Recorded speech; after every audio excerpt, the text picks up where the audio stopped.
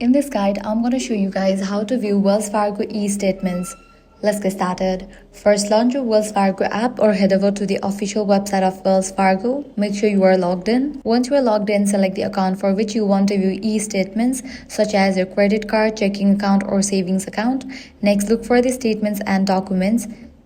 Tap or click on it to open your statement history. You'll see a list of your available monthly e-statements arranged by date. Simply select the month you want to view and e-statement will open as a PDF. From there, you can review your account activity, payments, balances, interest charges, and transaction history. If needed, you can also download the PDF to your device or print a copy for your records. If you don't see any e-statements available, make sure you have enrolled in paperless statements for your account.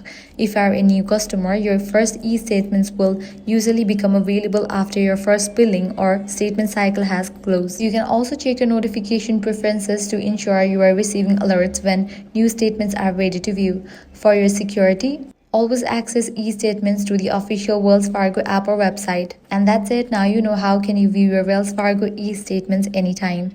If this guide helped you out, do not forget to like, share, and subscribe.